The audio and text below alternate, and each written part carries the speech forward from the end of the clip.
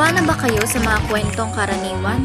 Gusto nyo ba ng kwentong hindi inaasahan, ngunit kasabay nun ay may kahali-hali ng mensahe? Halina't tuklasin ang epikong si Rostam at si Sorab mula sa bansang Persya. Teka, ganun lang kadali yun? O tungkol saan yun? Ang epiko na si Rostam at si Sorab ay ang pinakamahabang epiko na naisulat ng iisang tao. Ang epiko na ito ay may 60,000 na berso at sa lahat ng berso ay hindi nawawala ang di katangi-tanging kahusayan ng panunulat ng storya at karakter na naibabahagi sa orihinal na berso. Ngunit, bago natin isa-isahin ito, hayaan niyo muna kaming magbigay pakilala sa inyo sa taong nasa likod ng panunulat ng epikong si Rostam at si Sorab. Siya ay si Hakim Abul Qasim Mansur. Si Hakim Abul Qasim Mansur ay ang makatang taga-Persya na pinakakilala para sa panunulat ng epikong ating tatalakayin ngayon. Mas kilala siya sa pangalang Ferdowsi Tusi. Ipinanganak noong taong 1936.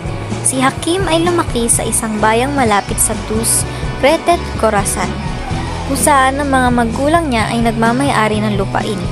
Kahit na'y marami siyang isinulat, pinakanamigyang pansin lamang ang epiko na ito. Akalain mo yun? Sa dami ng pagpipilian, dito siya nakilala? Isa lamang itong pruweba na hindi kayo mabibigo sa pagbabasa nito. Kaya kung ako sa'yo,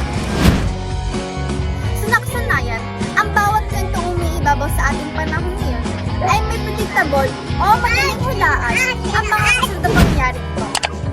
Pwes, ibahin niyo ang epiko na ito. Dito, sumasakaloob ang walang katapusan na tunggalian. Pag-ibig na pati asin ay tatamis. At labanan pagitan ng anak at ng ama. Pero, alam ba nila, ang paglalaban ni Sobram at Sorab ang pinaka-pinagmamalaki ng pangyayari ng aming grupo? Matapos mabasahin ang epiko na ito, talaga naman na maisa sa isip mo ang ubod ng witty na kasabihan na kilalanin mo ang binabangga mo. hindi maaaring maitanggi ang lubhang sakit na naidadala nito sa ating mga puso. Tunay na naipahiwatig ng manunulat ang nais na ipadala nitong aral o mensahe sa ating mga mambabasa. Kaya ano pa ang hinihintay mo? Tara na't basahin ang mahiwagang epiko ni Hakim Abul Qasim Mansur.